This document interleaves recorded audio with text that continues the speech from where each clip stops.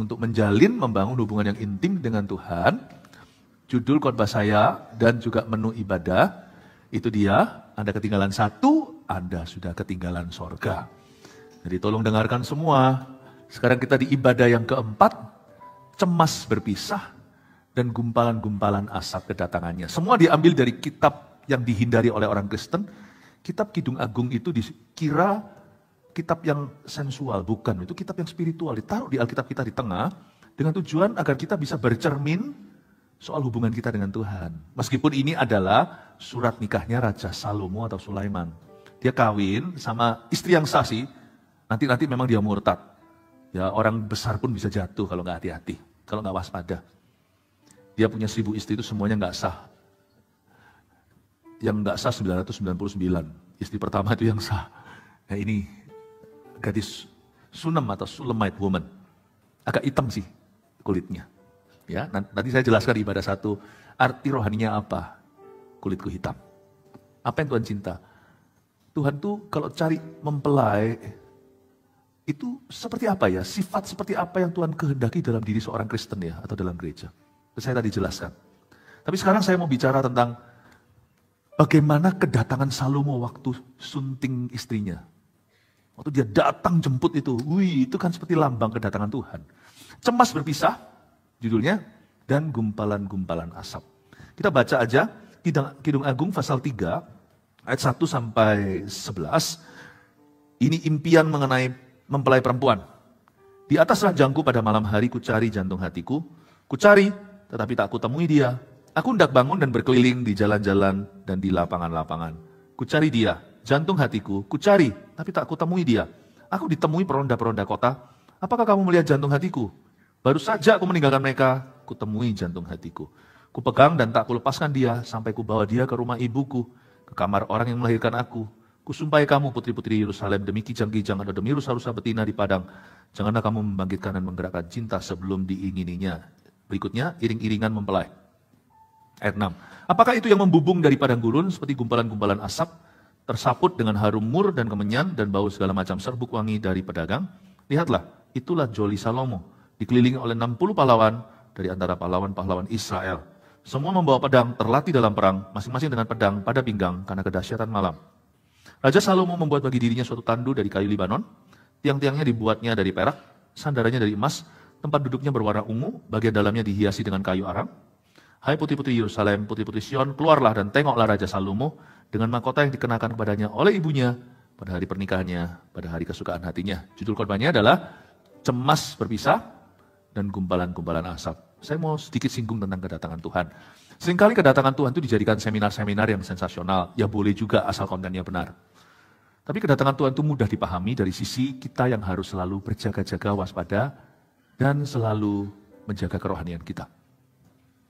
Pesan ini dari waktu ke waktu, entah di mana, harus selalu dikumandangkan. Karena Tuhan mengingatkan bahwa kita nggak boleh lupa Dia akan datang. Dalam pengajaran ini seringkali kan ada banyak sekali trik-triknya, ada penafsiran-penafsiran. Saya nggak akan ke sana. Tapi membahasnya dari sudut pandang hubungan kita sehari-hari dengan Tuhan. Bagaimana kita harus menjalin hubungan yang intim dan dekat di akhir zaman dengan Tuhan. Mari kita lihat dulu sifat seorang mempelai. Di atas ranjangku pada malam hari kucari. Kucari jantung hatiku. Kucari tapi tak kutemui dia. Aku hendak bangun dan berkeliling di kota, di jalan-jalan dan di lapangan-lapangan. Kucari dia jantung hatiku. Kucari tapi tak kutemui dia. Berhenti sampai di ayat 2a. Jangan lupa ini adalah literatur cinta antara Raja Salomo dan seorang gadis. Gadis Sunem ini, di hari pernikahan, ini wedding vow-nya mereka. Ini adalah janji nikah mereka. Memang sangat poetik. Jadi di Alkitab, Kidung Agung termasuk di dalam kitab poetik di dalam firman.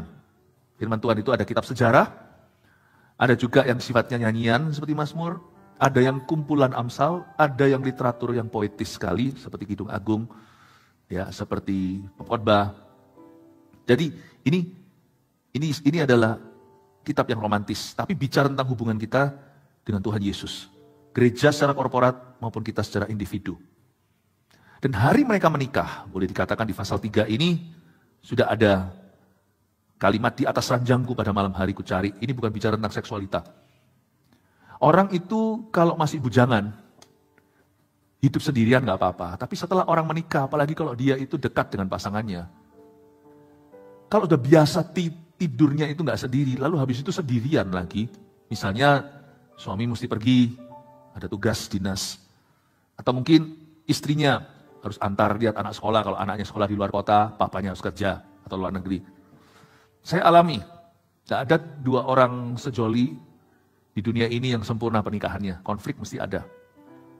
Tapi contohnya suami istri yang pernikahannya bahagia. Saya kalau pergi ke luar kota, istri nggak ikut ya. Saya nggak ikut gitu ya. Istri saya nggak ikut, saya pasti selalu dibarengin tim atau sama anak. Dan malam-malam itu, kalau saya bangun itu, selalu saya kira istri saya pasti ada di sebelah saya. Jadi kalau saya lihat ke sebelah, lu kosong gitu tuh, sedih gitu rasanya, kangen sekali. Jadi kalau di sini ada yang muda-mudi masih pacaran itu, boleh romantis tapi jangan berlebihan. You mau romantis itu tunggu nanti pernikahan. Teruskan. Anda kan punya seumur hidup sampai mati kok bersama. Jangan tergesa-gesa. Apalagi seks bebas. Buat apa? Apalagi orang yang baru pacaran, masih umur berapa? Panggilannya sudah papa dan mama. Cicik ah. Karena kalau ada orang gitu saya bilang, hah? Saya risih, mungkin saya aja yang kurang mengerti. Saya belum lama sih dibanding beberapa om-om tante-tante di sini, tapi saya udah menikah tahun ke-26 ini. Saya dengar orang yang barusan pacaran 2 bulan 6 hari. Udah mami daddy. Bahasa Ibraninya, gilani. Bahasa Surabayanya. Gak usah gitulah. Yang mawas diri aja. Tunjukkan care aja, kasih lebih daripada cintamu. Berhenti nonton drama Korea kalau itu membuatmu jadi gitu. Keintiman itu adalah tak terpisahkan. Itu keintiman. Keintiman itu bukan gini loh, I love you so much. Ya. Tapi kalau hidup bersama tiap hari, cekcok Tom and Jerry. Itu belum intim. Inti keintiman itu adalah orang yang selalu bersama. Cocok gak cocok mereka akan sesuaikan. Besi menajamkan besi, saling memangkas rough edges atau saling memangkas yang namanya ujung-ujungnya yang kasar. Supaya mereka bisa menjadi orang-orang yang sepadan. Pisahnya itu susah. Cemas berpisah. Saya pisah sama istri saya, ini nggak ada orangnya ya, tapi ini ada anaknya tapi bisa jadi mata-mata. Anak saya. Pisah sehari aja.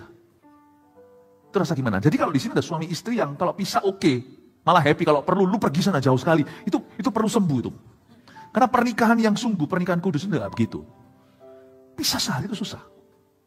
Tapi kadang-kadang perlu dilakukan. Misalnya kan nggak bisa selalu bersama. Itu baru keintiman. Ada pagi saya bangun gitu tuh, saya selalu pek lihat di sini. Loh, kok kosong? Saya baru sadar, oh iya, saya di Bandung. Istri nggak ikut. Kamar sebelah ada tim, semuanya yang ikuti saya. Cemas berpisah. Itu adalah tanda yang baik. Tapi ya nggak perlu obsesi ya. Nggak perlu terobsesi, nggak bisa pisah. Wow, begitu terus, wow, sama-sama terus itu. Something is wrong with you. Namanya nanti kalau sudah punya anak kan tetap harus bagi kerja. Kadang-kadang tetap harus pisah. Tapi pisah bukan pilihan. Pisah itu keharusan. Daripada orang yang pacaran itu selalu begini. Pernah nggak lihat orang pacaran? Selalu begini. Wih, beneran loh. Misalnya keluar kota. Misalnya ini bukan usia kuliah. Apalagi kalau udah kerja. Wah selalu on terus itu video call-nya. Nggak bisa pisah. Padahal baru statusnya pacaran. Saya tanggung. Saya jamin. Apa yang kau berhalakan saat pacaran akan nanti tak kau nikmati saat kau menikah. Dalam pernikahan. Selalu bersama-sama posesif itu loh. Hubungan itu posesif banget. Nanti lihat ya kalau sudah kawin ya. Cuek dia. Jangan habisin tuh bensinnya sekarang. Video call terus. Ayo siapa di sini tersindir? Makan video call, gosok gigi video call. Ya gimana kamu rapat juga nggak bisa konsentrasi. Dengar mata kuliah juga nggak bisa. Di sini kelihatannya lagi zoom sama teman, sama rekan. Di sebelah sininya ada videonya dia. Wah terus begitu terus. Nanti lihat ya, apa yang kau berhalakan saat pacaran. Tak akan kau nikmati dalam pernikahan. Kelihatannya sangat posesif, nanti dalam waktu kawinnya jauh tuh batinnya. Jangan gitu-gitulah. Tetapi dalam konteks nikah yang benar, pernikahan yang sejati, di atas ranjang pada malam hari akan kucari jantim hatiku.